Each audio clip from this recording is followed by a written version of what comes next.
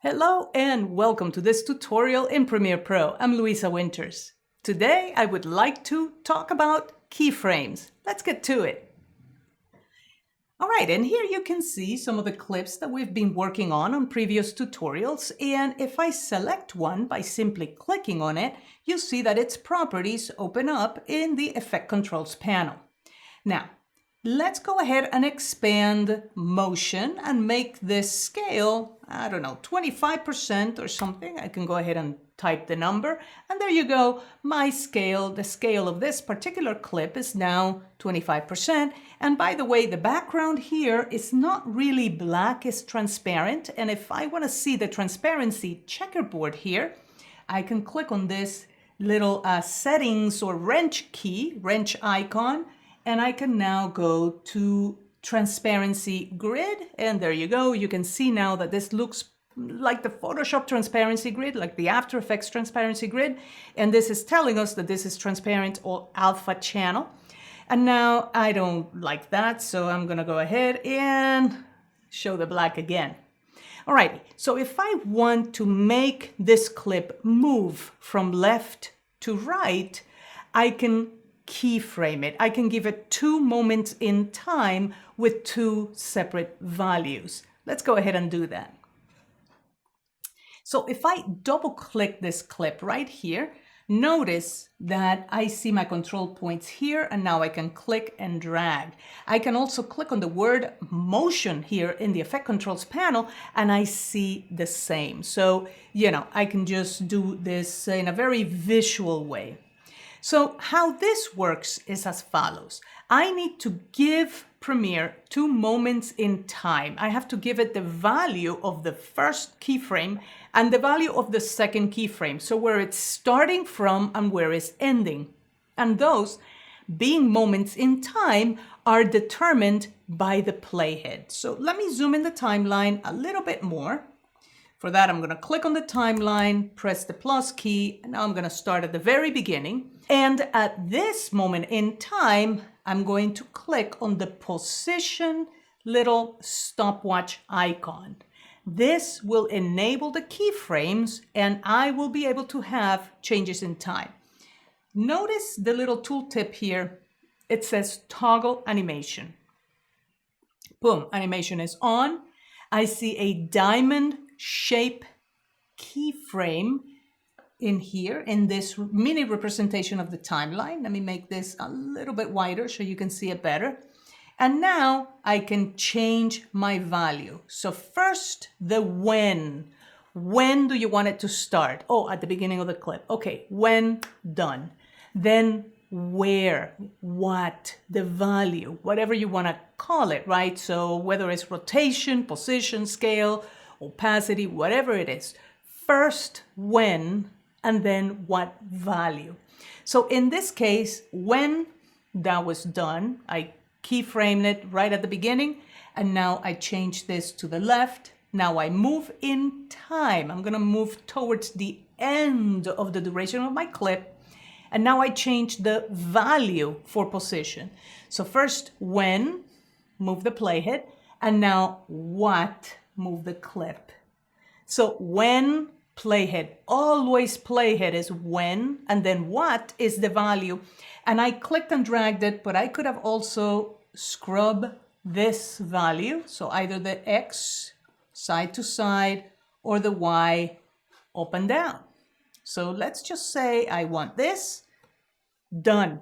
You can even see the path that is happening between the first keyframe and the second keyframe. And now if I play it, my clip indeed goes from left to right. And of course, it keeps on going, and I only keyframe that first one.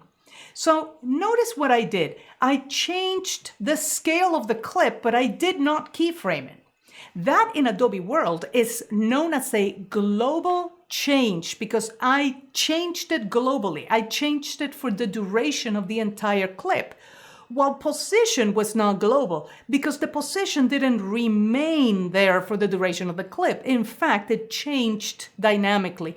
As the clip played, the clip moved. So it's divided in 2 changes, right? The global change, that's what I did to scale, and the keyframe change, that's what I did to position.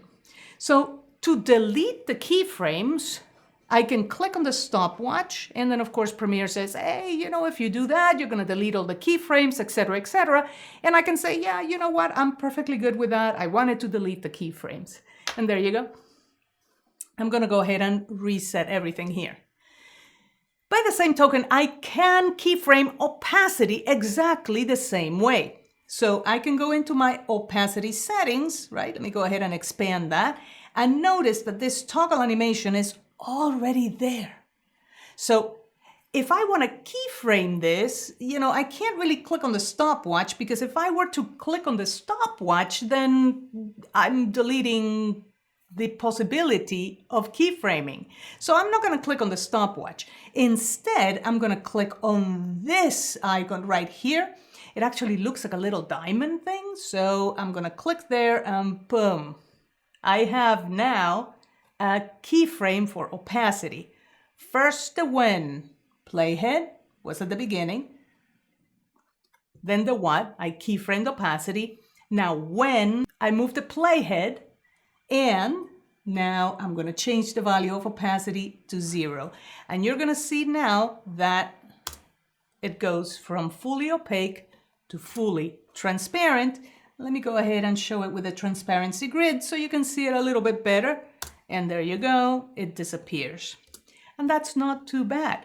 I want you to notice now that in the timeline, I had that opacity line, which is the one that shows by default. I didn't show it, it was there, and it's going down. So this is my visual representation of the changes in time that are happening. I can see it in the timeline. And not only can I see it in the timeline, I can adjust it in the timeline as well. So here we go. I can change this. I can move this up. I can move it to the left so that the interpolation happens quicker, right? And if I play this now, it's not, nothing is happening, right? I'm going to go ahead and pause that. I can move this down, then it's transparent. I can control click on the line that adds a keyframe, and now I can move that up. So here we go. It disappears, it comes back up. If I want this to remain transparent for a little bit of time, control click on the line again, that gives you a keyframe. And now you have a visual representation left to right, meaning when it's happening, and up and down, meaning what value will opacity have. So this is going to go from fully opaque to fully transparent, back to fully opaque, but it stayed transparent for that tiny little bit of time. Alrighty, so we can also move the duration of these keyframes, not just in the timeline, we can move them right here in the Effect Controls panel. We can click and drag, we can have the interpolation, that's what the changes in time are called. We can have that start later, so that, for example, I can play it here, it goes transparent, goes back, but at the beginning it's fully opaque.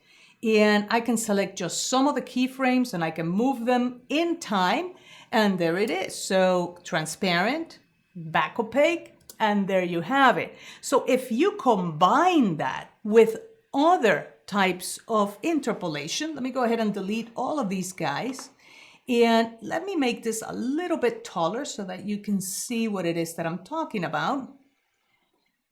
Now I have two clips playing at the same time, right? So I am going to globally change this guy right here. So a global change is when you change something, but don't keyframe it, right? And here we go. I'm going to keyframe this guy at the beginning so that it goes from left, which is here, and at the end, it's just going to move to the right. Let me just click and drag it, and there you go.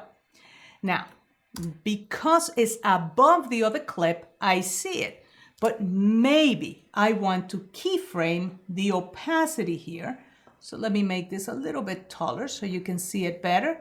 And I'm going to add 4 keyframes for opacity. So control click, click, click, and click, right? So I have 4. And I'm going to move them, this one all the way to the end, and I'm going to make it invisible. This one to about yay in time. This one here, and it's going to be transparent, and maybe this is what I want. So it's going to start transparent, and as it moves, it's going to fade up, and that's what I want. And there you go, there you have it. It stays, and then it disappears, and then of course the clip ends. Okay, so this was a very short introduction to keyframes. This takes us to the end of this tutorial. We're going to continue with more keyframes on the next tutorial. So for now, if you liked it, hit like, hit subscribe, and I will see you next time. Thanks for watching.